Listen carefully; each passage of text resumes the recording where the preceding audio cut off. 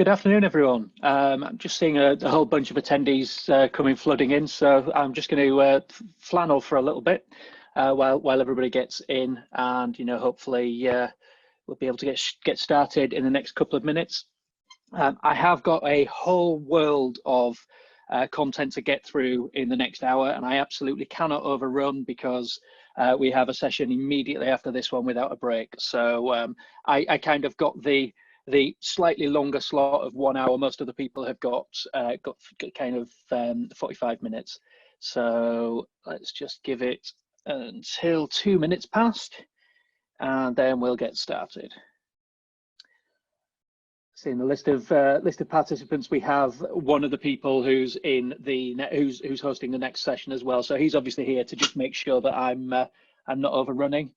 Hi there, Chris. There should be a Q&A panel in Zoom as well. So if anyone has any questions, I'm going to try and get through all of the content oh, there we go. We have some chat already. That's just Chris. Just move that panel out of the way. So if anyone has any questions, please put them into the Q&A, and I will do my best to get through everything by the end of the session, or at the end of the session. Okay, so we're now on 2 minutes past 1. As I say, we do have a lot of content to get through. I've got 238 slides to get through in the next 60 minutes, so let's get moving then. So yeah, welcome to the Runecast Virtual Conference 2020. Hopefully this is the first of many.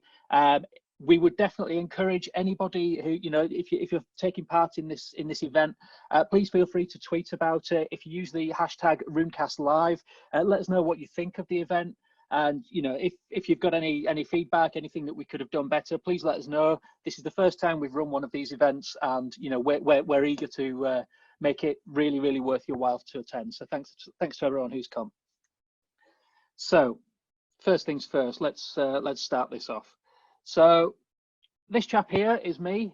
Some of you have met me, some of you probably have not met me.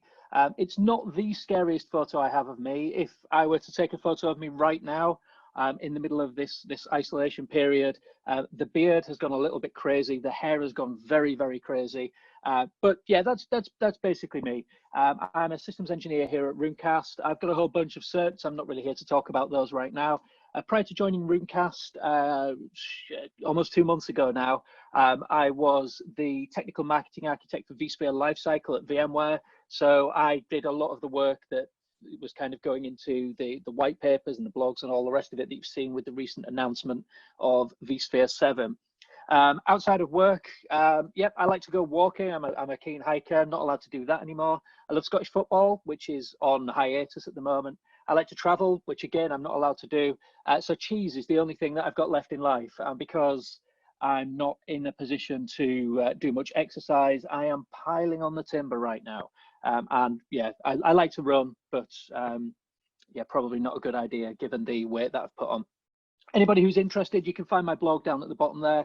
So there's the blog v-it.pro. I also take part in a podcast called Open Techcast, so you can download that from the website, or you can get it on your favorite podcast app.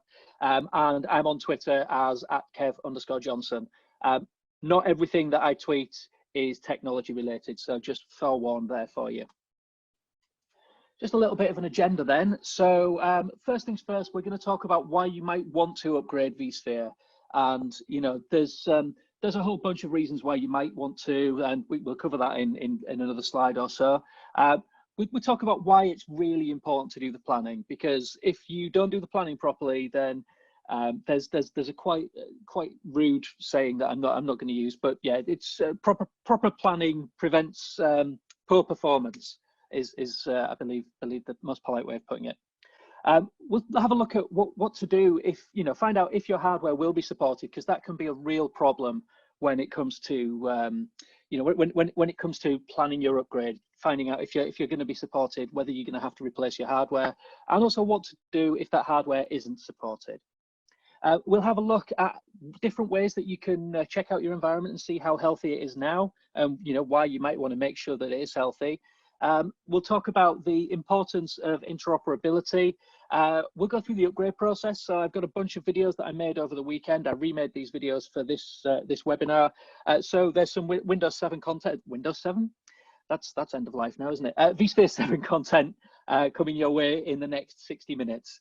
I'll talk a little bit about convergence because it's one of the more confusing aspects of the upgrade process for a lot of people, and I've definitely fielded a bunch of questions about that in the past. And finally, I'll hopefully get to your questions. So again, just another plug. I see there's a few more people who've joined us. If you've got any questions, please put them into the Q&A panel, and I'll do my best to address them at the end of the session. So let's talk about vSphere 7. So you know, you can't, unless you've been living in a cave for the last month, you know, you can't fail to have seen vSphere 7. They've got this new vSphere logo, which is some people love, some people hate. I think it's interesting. It shows there's a bit of an evolution there. But whenever we talk about vSphere, we talk about a number of different pillars. And the first pillar I want to talk about is the unified platform. So this is kind of enabling your developers, making modern applications available to run natively on vSphere. So from here, we've got a bunch of announcements. There's the availability of Tanzu Kubernetes Grid. There's the Tanzu Mission Control, which is like the software as a service platform from which you can you know, manage all of your Kubernetes workloads, whether they be on premises running on vSphere, whether they be running you know, in Azure or AWS or GCP or, you know, any other platforms that you're managing them on. And we've got the hybrid infrastructure services, which kind of make up the meat of it. So we've got the vSphere pod service, which is the thing that basically enables vSphere to natively execute Kubernetes pods. So in case you're not aware, and again, most people probably are, Kubernetes from an atomic unit perspective, the atomic unit is called a pod. Now a pod may contain one or many containers. Typically they only contain one, but there are reasons that you might want to schedule more than one on a in that pod. There's the container network interface, which is CNI. So that basically allows you to do overlay networking. So using things like, you know, historically you might have used things like Flannel or Calico or, you know, NSX to do overlay networking. So that's CNI that plugs the containers and plugs your containers into the network. There's a container storage interface because containers typically, they don't have, you know, when a container is killed, it disappears. So you have to have a way to do persistent storage. The container storage service, the CSI, allows you to do that. And then there's a registry service, which allows you to, you know, manage the images of the containers that you're playing with. That's Harbor. That's an open source project that VMware have been managing for a while now. From a developer services perspective, there's about 1 million new APIs. So you know, there's definitely some folks out there who have been quite critical of VMware in the past for you know, not having well-defined APIs and everything. So there's a whole bunch of new features. So there's APIs for the new Lifecycle Manager, for example. Pretty much all of the new features have got fully developed, fully available RESTful APIs. There's some improvements in the Developer Center. So the Developer Center has this code capture capability, which allows you to, you click record, you take some actions, and then you click stop, and it will spit out some code that you can use to then automate whatever that process is that you've just done. And so we've got some new languages that it can spit out there. We've now got JavaScript for VRO. It can also provide Python and Go. So previously it was PowerCLI. And you know, the PowerCLI it tends to be the language of choice for a lot of vSphere administrators, but there's also a lot of people wanting to use things like vRealize Orchestrator.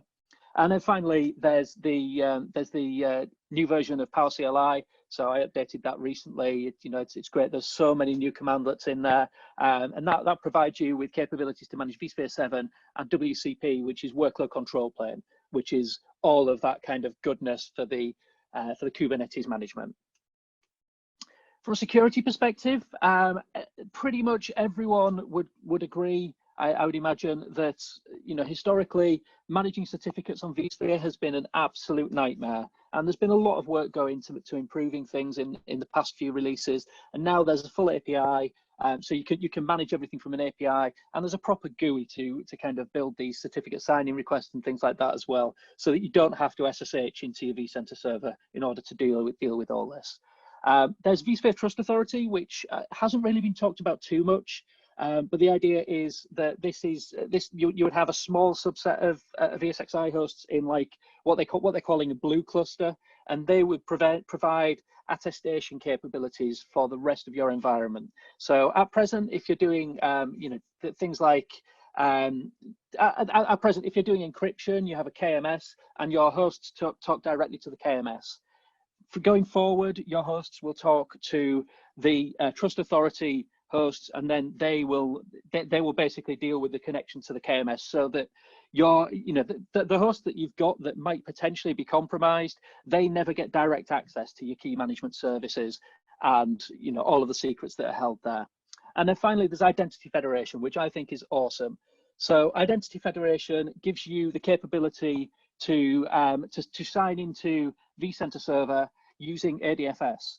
So the idea long term, I think, is that they're going to move away from being an identity provider, and vCenter will just consume other identity providers. So ADFS is the first release. That's OAuth 2. There's going to be SAML and all the rest of that coming down the line as well. So that's definitely a hot topic there, because lots of people want to do things like multi-factor authentication to sign into vCenter. So that's the way they're going to go about doing that. Moving on to lifecycle management. So this used to be my baby. So we have vCenter server profiles, which allows you to export the full configuration status of your vCenter server as a JSON document. You can then store that in version control, or you can make some configuration changes. And then when you come to deploy another vCenter server, you can import all of the configuration details that you want to be in that new vCenter server. So there's definitely some customers out there who are running environments with 50, 60, 70, hundreds and hundreds of vCenter servers, and they want to automate the deployment and make sure that they have a lot of stuff that's configured the same. vCenter server profiles is the way to do that. There's also vSphere Lifecycle Manager. So this kind of takes what you previously would have done with vSphere Update Manager and host profiles and auto deploy, and they've basically gone, okay, instead of trying to make that work for the modern world where everybody's wanting to automate, so we need some proper APIs and everything, why don't we build something from the ground up that's built for this modern world? So this has got full RESTful APIs, and once you've upgraded your ESXi host to vSphere 7, you can convert the cluster to be a Lifecycle Manager managed cluster, and that will allow you to do all kinds of cool things like managing the firmware on your ESXi hosts. So the full firmware, so the BIOS, all of the network cards, every single object that's in there can have the firmware upgraded in conjunction with Lifecycle Manager. And the idea is that it moves to a desired state configuration model. So at present, that is ESXi image, and then there will be a vendor driver bundle. So that's a package that comes from the vendor. There may be a firmware provider or a hardware management device. So that would be something like Dell OpenManage integration for VMware vCenter, and then potentially you can make some extra tweaks as well.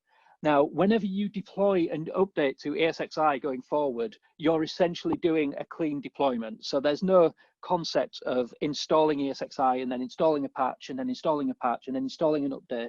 You just tell Lifecycle Manager what the configuration of that cluster is that you want, and every single host that you add into that cluster will be remediated to that standard.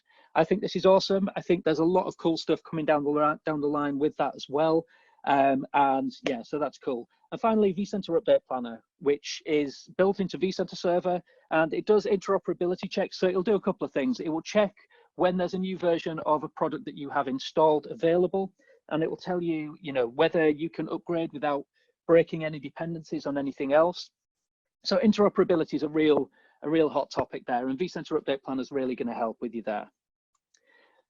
Finally, on the vSphere 7 stuff, there's some improvements to core vSphere. So we have some improvements to DRS.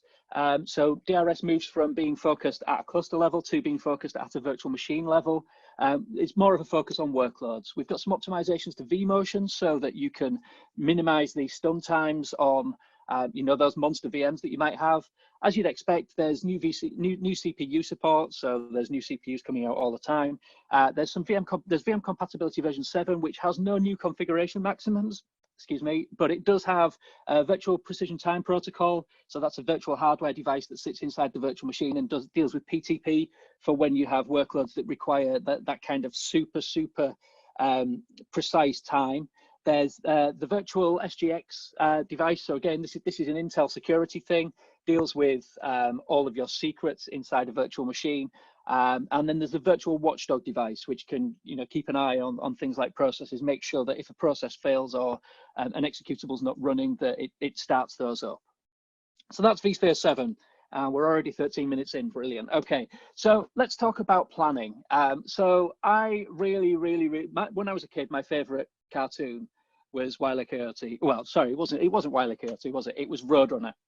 And Wile E. Coyote is just the best bad guy in any cartoon for me, because he spends so much time coming up with harebrained ideas, but he doesn't really think them through.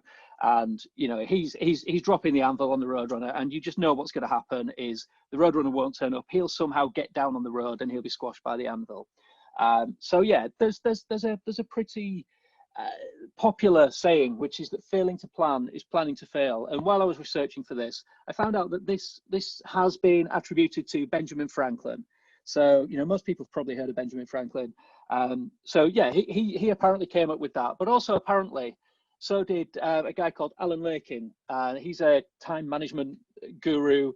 He's written a whole bunch of books, and apparently he's the guy who coined that phrase much later than Benjamin Franklin. Most importantly, though, is it was something that was drilled into me as a child by my mum. So yeah, that's it. Basically, do what my mum tells you, because if you don't, then she'll find you. Even in isolation for coronavirus, just yeah, she'll get you. It's not worth the trouble. It's important we read the documentation. So by documentation, we have release notes, we have the vSphere upgrade documentation itself. So if you go to, if you get to the vSphere upgrade docs, we have the interoperability matrices. We have third-party compatibility checks. So a lot of the stuff we're going to talk about is specific to VMware stuff. There's a whole bunch of third-party stuff that touches your environment as well. So if you've got a third-party backup tool, for example, or third-party key management services, make sure that they're going to be compatible with the release that you're planning to upgrade to. There's the hardware compatibility list, which is the bane of a lot of people's lives when they're planning upgrades, and we'll show you some ways that you can make that easier for yourself. There's the product documentation, and finally, there's vSphere Central. So vSphereCentral.vmware.com, I honestly cannot rate this website enough. If you're planning an upgrade, this is definitely a great place to have a look. So vSphere Central is where the vSphere technical marketing team put all of their content. It's amazing. Please use it. Nobody's ever seen one of these in real life. I've only seen one in a movie. Now that's I've seen these kind of issues lots of times, and the vast majority of the causes for these purple screens of death is not following the VMware hardware compatibility guide. So when we look at this HCL, the most important bit, especially when we're talking about I/O devices, and these are the devices that pretty much always cause these issues, is this bit over on the right-hand side. So we need the vendor ID, the device ID, the sub-vendor ID, all of these things. We need to track those and then check whether they're compatible, and then we need to validate them against the firmware that's running on the device and the drivers that are running within the operating system. So you can validate all that against the HCL there, but it's a lot of work. If you've got 500 servers, you might import them all at the same time. They're probably not running the same firmware if all you did was rack them up, configure them, and away you go. So you need to be able to validate all of this stuff. And it can be, if you have to go to the management card of each device, that's going to take you forever. So it's a lot of work. What if it could be easier? I mean, to be honest, I didn't need to put this slide in, but I just always like to get a Simpsons meme in there. So there's your requisite Simpsons meme. So what if your hardware isn't compatible as well? What if you're running your hardware, you're running ESXi on a bunch of potatoes connected by crocodile clips and wires? Well, the good news for that is that vCenter Server supports N-2 versions of ESXi. So you can upgrade your vCenter Server to the latest version, and so long as your ESXi can run 2 levels down, so that's 6.5. If you're running, if you're 6.5, if you're running vCenter 7, and if you're running to 6.7, then you can go to 6.0. So that's what we're looking at if you don't upgrade your ESXi host, you don't get all the new good stuff. You don't get new access to new vSAN code. You don't get new access to new CPUs in your ESXi hosts. You don't get new VM compatibility versions. So it's definitely worth upgrading those ESXi hosts if you at all can. So because I work for Runecast and we've got a thing that could help you as well, let's just have a look at how that works. So we can see here, this is the Runecast Analyzer dashboard. We've got a hardware compatibility tab here, so we can connect to servers. We've got 3 here. And we can see we have the ESXi compatibility simulation check.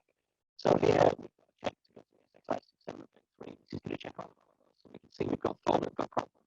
This one has got a H710 mini. So we're checking it against 6.7 update 3, but if we look at the HCL, it only goes up to 6.5 update 3.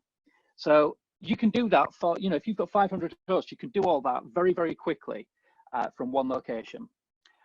And on that note, let's talk about health, because everyone's stuck at home right now because of coronavirus, and we've got to give the medics some love. But when we're looking at the upgrade process, we want to make sure that resolved before we upgrade to the next version of vSphere. So we need to fix those issues that we have before we upgrade, because if we just upgrade and then we find we have more issues, if they were something to do with the issues we had previous or something to do with the upgrade. So troubleshooting becomes much harder. So quick shout out for a few options you've got here. So there's, hopefully most people here have heard of the PowerShell framework, vCheck. So if you go to I think it's Alan Renouf's GitHub page, vCheck is there. It's free. Oh, some people having audio issues. Hopefully all of us can have a look at that. I'll carry on. We're getting a recording anyway, so hopefully if there's anything missing, we can pick those up as we get through. Yeah, so vCheck. Tools is also free, so you can download it. You just need a Windows box. It's usually sponsored by a vendor. I'm not sure who it is sponsored by at the moment. But you just download it. You point it at vCenter server, and we've got. Let's just check if it's my headset.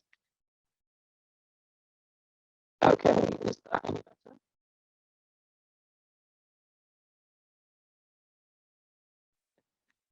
Just waiting for someone to respond in the webinar chat. Hopefully we've got. It's a bit hit and miss. Okay, right. Do we have another headset kicking around? Let's just check the magic drawer of doom. That is actually so crammed full of stuff.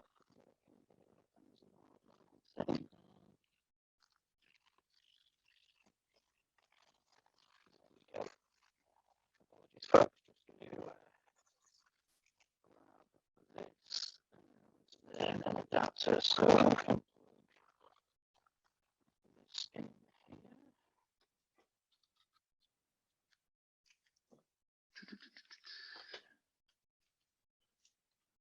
This is not what you want to happen on your event, is it? Bear with us 2 seconds.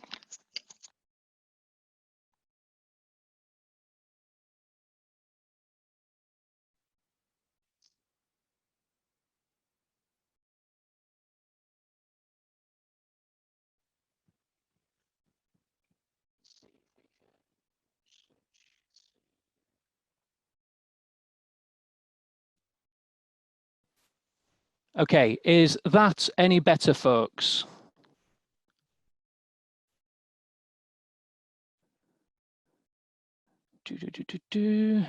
Okay, right. Apologies, that's my headset. That's on me. Right. Okay, we'll carry on with this one.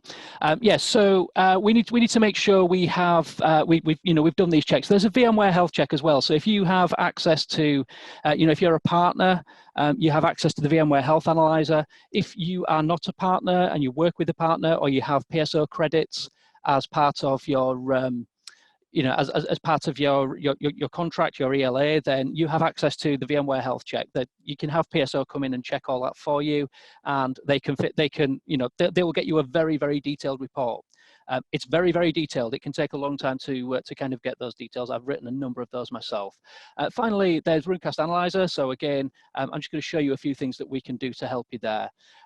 Before we do the backup, we need to make sure the upgrade. We need to make sure we do the we take a backup. So if you've got a vCenter server appliance, you take a file-based backup using the FBBR tool that's built into the appliance. If you have a Windows-based vCenter server, you take an image-based backup and also a separate database backup for vCenter server. And finally, you don't need to do an ESXi firmware backup, but some people do this. It's super easy to do with PowerCLI. And if anything goes wrong, you can just deploy a new instance of ESXi, restore the firmware backup, and all your configuration will be there. Right, let's crack on. So yeah, just going to show you a few things that we can do with Runecast Analyzer. So here we can see that we've got, just by running a check, we've got a finding against the VMware knowledge base where we're seeing an ESXi host fails with a purple screen of death after upgrading to ESXi 6.5. So this has already been upgraded to 6.5, so we need to have a look into that. If we go back onto the details there, onto the findings there, we can see the hosts that are affected. And then if we go back to the details on there, we'll see what we need to do in order to resolve this. We also pull details from the syslogs of the ESXi host and the virtual machines. So here we can see an ESXi 6 host that becomes disconnected from vCenter server. So again, we show the hosts that's happening to. And if we go back to the details tab, that would show us everything that's going wrong there. We also have this all issues view, so you can see how your environment looks over time, and this will show us knowledge base articles. It will show us security compliance profile issues. So if you're going to fail a PCI DSS audit, we're going to see it in here. So that's the quick plug out of the way. Looking at interoperability, this is really, really important. So on the left-hand side, we see we've got vCenter server across the top and NSX for vSphere down the side. So this is showing us which releases of which products are compatible with each other. Over on the right-hand side, we have the vCenter server upgrade matrix, basically. So this shows us which versions of vCenter server we can upgrade from along the left-hand side, and then across the top, the versions that we're upgrading to. Snapshots are not backups. If you use snapshots as backups, then something really bad will happen to you at some point in your life. Hopefully it won't be quite as dramatic as this.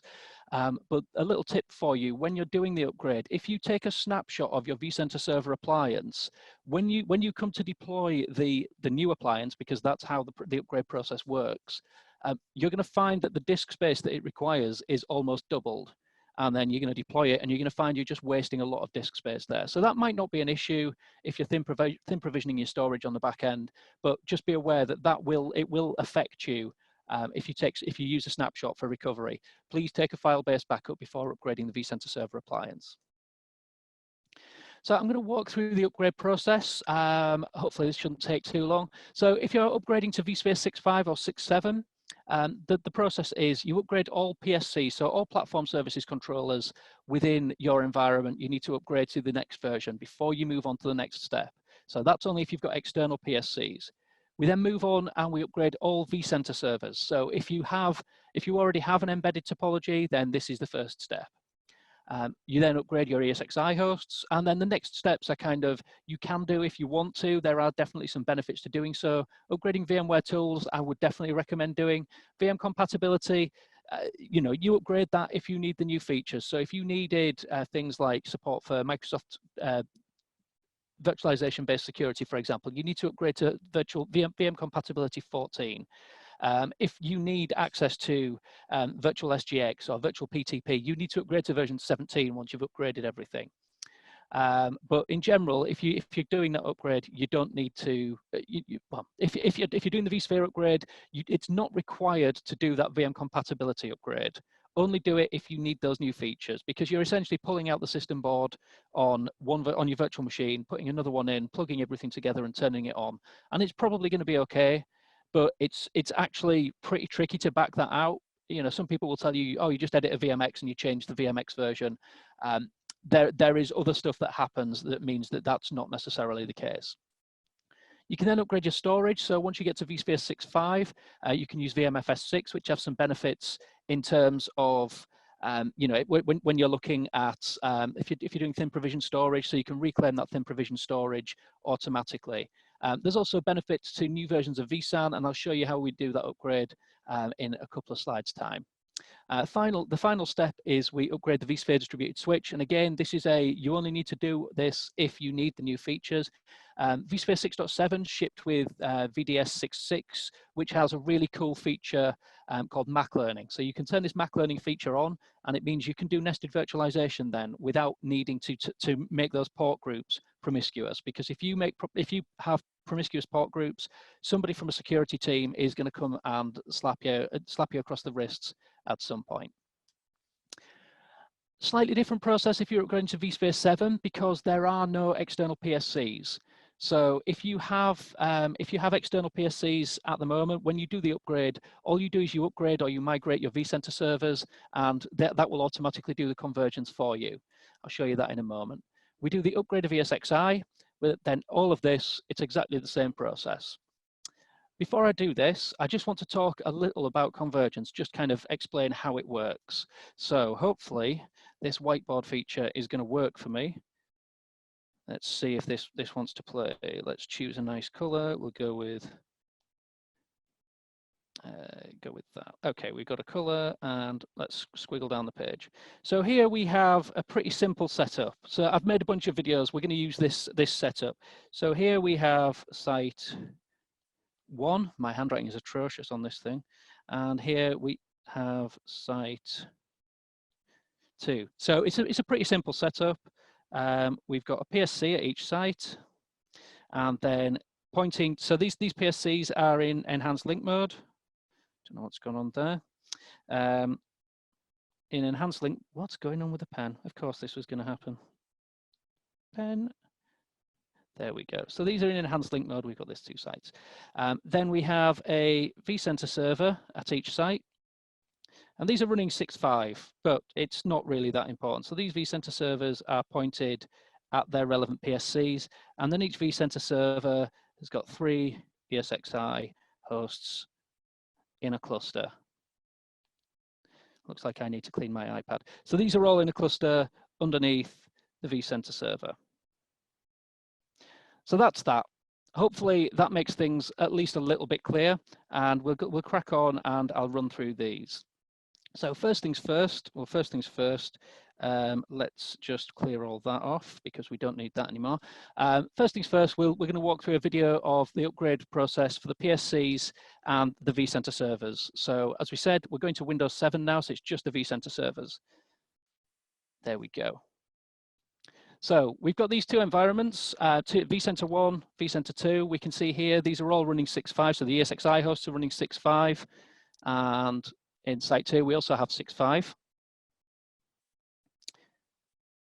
So first things first, what we're going to do is we've just got an RDP session. So these are windows as well, because I like to make things interesting for myself. So we go to our first vCenter server, we mount the VCSA installation media, and we launch the migration assistant.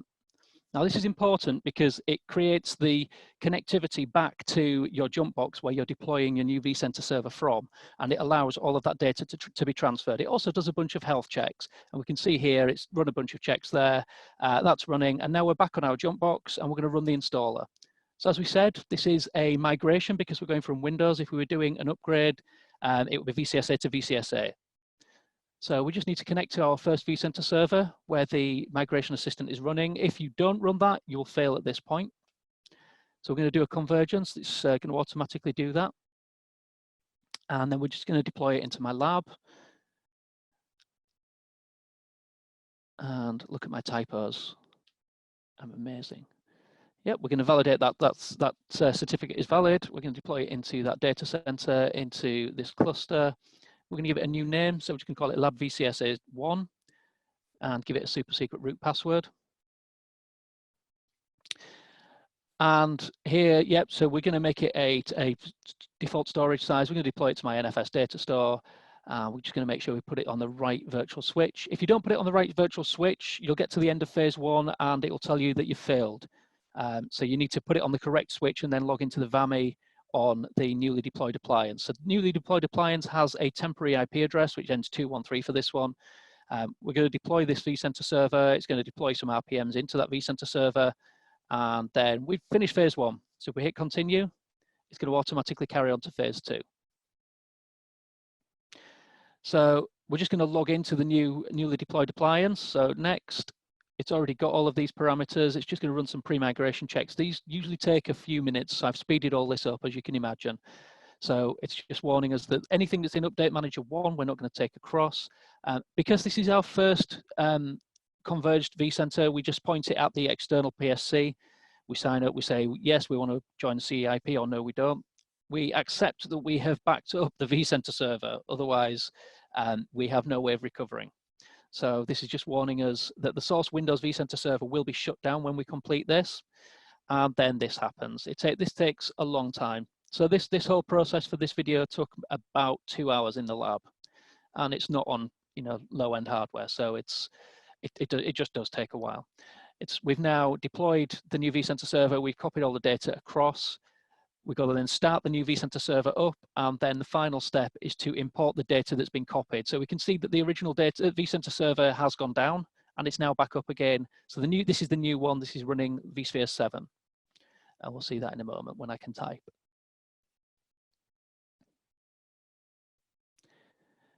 Yep, so we can see the services are still coming up. We've got some warnings there. Everything's good. We need to have a think about convergence. So because we've done the convergence, but the old PSC is still there, it refers us to the knowledge base article that shows us how to do that, but I'll show you just after this video how we go about doing that. So we can see we're now logged in there, and we can see we have the everything in there. Now I'm going to make you watch it all run through again, but this should be much faster. Much faster. So basically all we're doing here is we're on the second site. Yeah, there we go. We're upgrading the vCenter 2 in site 2. It's converging it. We'll see that RDP window close down in a moment once we've finished this phase. So we can see it's running the pre-checks. It's successfully copied all the data across, and then we should see, there we go, shutting down source machine. So that's now closed it down. The newly deployed vCenter server is starting up with the IP address, the host name, all of the certificates and everything of the original source vCenter server.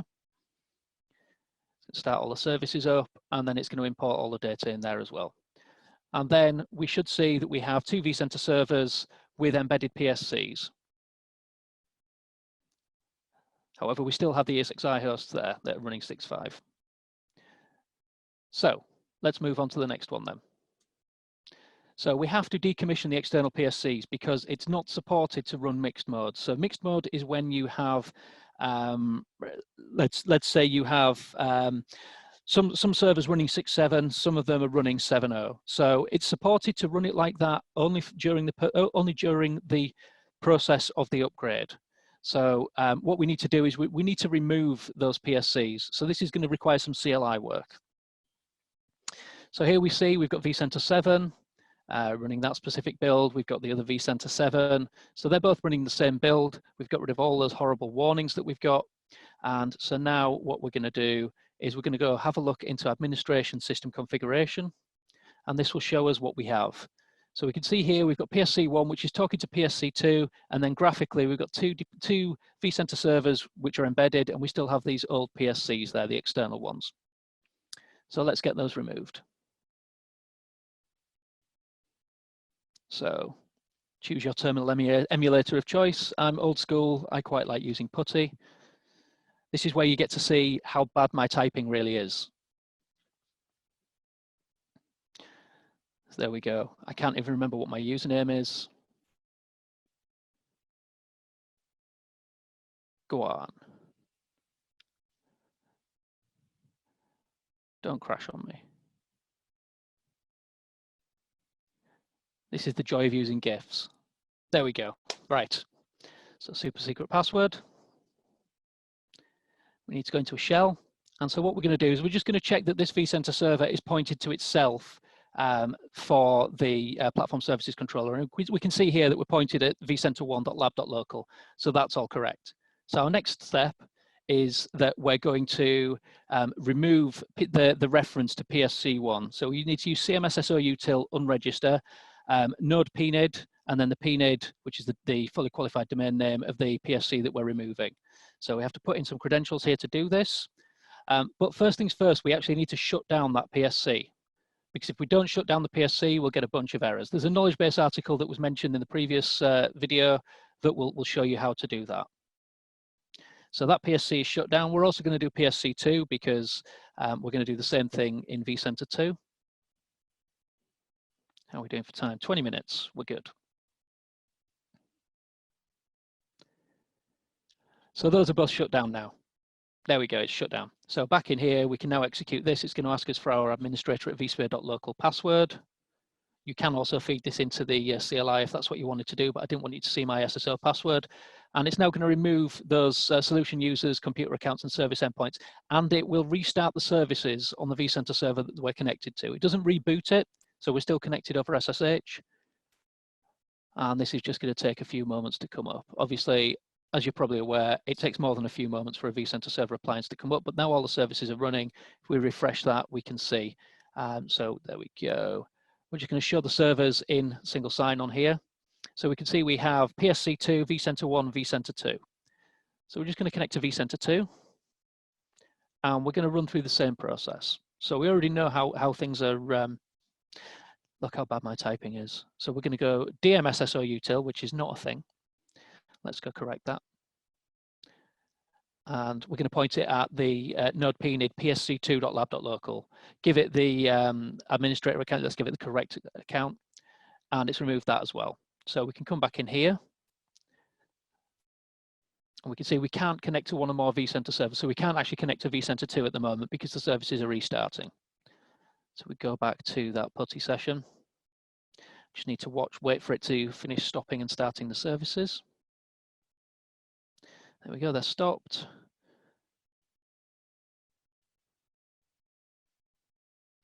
Almost there, there we go. All services are started, so let's have a look. We come back here, we refresh this page, we should now see that we have vCenter 1 and vCenter 2, so there's no external PSCs referenced anymore. Those two are just in single sign-on together. Right, so just to validate this, we'll run the same command again, and we should now see that we only have vCenter 1 and vCenter 2 within the SSO domain, and there we go. So hopefully that makes sense. That's how convergence works, or that's how removing the old ones works as well. So we're good on there.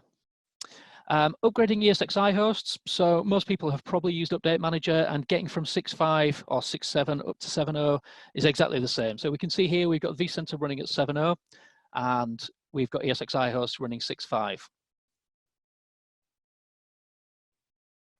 So the first thing we need to do is go to Lifecycle Manager, which is the new thing, and that also incorporates Update Manager. We need to import an ISO file. So this is exactly the same as whenever we've done it in the past. So hopefully I'm just teaching you to suck eggs here, but let's go through it anyway. We create a new baseline. Let's call it, I don't know, upgrade to ESXi 7.0, because that's what we're doing. We create that baseline, click Finish, and we now need to apply that baseline to an object. So we'll apply that baseline to cluster 1. So we go in there, go to the Updates tab. We can see we've got this reference here to managing a cluster with a single image. This would be how we would convert to being managed by Lifecycle Manager, but we'll cover that shortly. But for now, we're just going to attach this baseline to the cluster using Update Manager, and we'll run a compliance check. And we can see that it's non-compliant, so let's remediate that.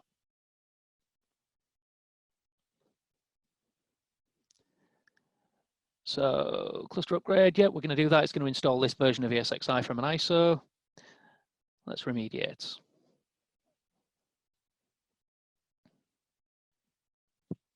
We can see one host has gone into maintenance mode, and it's come back up, and it's running version 7.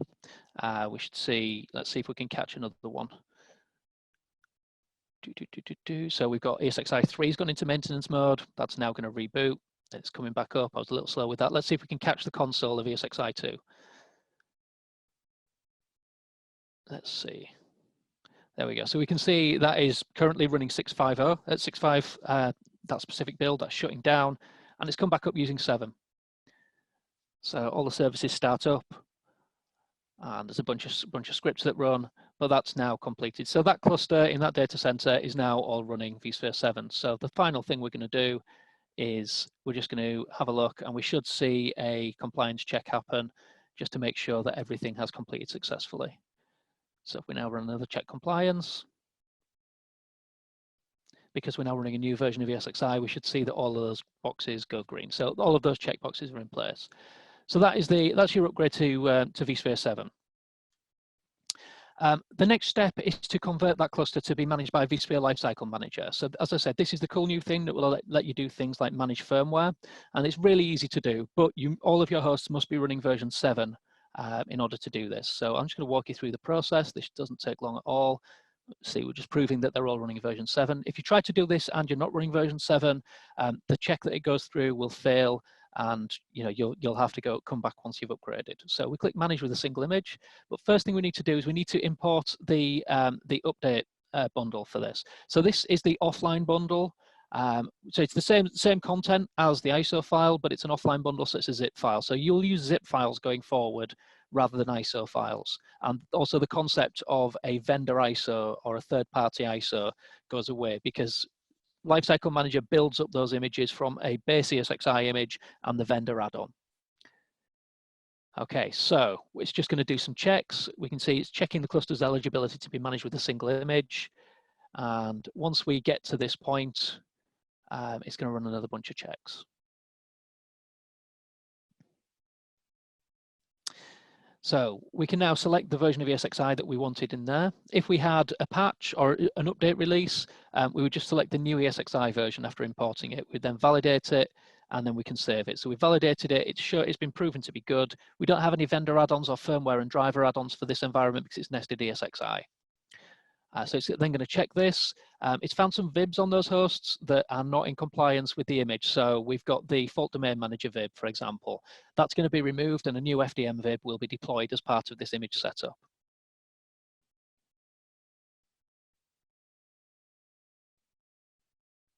Yeah, this is important. Once you convert to be managed by Lifecycle Manager, you cannot convert the cluster back. It's a one-way process. If you convert and you decide you don't like it, the process is create a new cluster, move those hosts to the new cluster. So it's not like there's no way back out of it, but you should be aware of it before you make that change, because it's a fairly significant change behind the scenes. One other thing to bear in mind when upgrading ESXi to 7 is you need a bigger boot device. So if you have your ESXi hosts with 2 gig boot devices, they will fail the upgrade process in the first instance. Also, from a Lifecycle Manager perspective, you must have local disks. So there is no capability to use Lifecycle Manager if you are doing stateless auto deploy. So that's that video. I don't have a video for these ones because it's super simple. Everyone's seen it before. You right-click your virtual machine, you select automatic upgrade, and it will automatically upgrade. Bear in mind that when you do that, the guest OS may be automatically rebooted if that's required. You can put some switches into the advanced options there, and that will get you around that, but you still need to reboot at some point. VM compatibility, again, we can do all of this pretty easily. We can specify default VM compatibility on the cluster, and then when we do the schedule VM compatibility, what will happen is the next time that the VM reboots, it will actually be shut down. The compatibility gets upgraded and it gets powered up, so it's a cold boot essentially. You won't notice the difference because it happens in a split second, but just be aware that that's what happens. And this new feature, only upgrade after a normal guest OS shutdown, is pretty cool because it protects you against situations where your VMs restart due to a blue screen or something, and then they end up with the VM compatibility upgraded and you don't know which one's causing your issues. Upgrading storage, so VMFS, there's a new version of VMFS. Unfortunately, you cannot just right-click VMFS 5 and go to VMFS 6. It's a brand new file system, so you need to basically you need to create a new storage, a new data store, VMFS 6, and then migrate all your workloads from VMFS 5. So there's no in-place upgrade. So there we go. I've just told you that. So you storage vMotion your workloads to the new data store once you've done that. There is a Power CLI commandlet if you if you need help with that, called upgrade VMFS data store. If you hit Google for that, there's a great blog by David Stamen on the VMware blog, on the vSphere blogs website.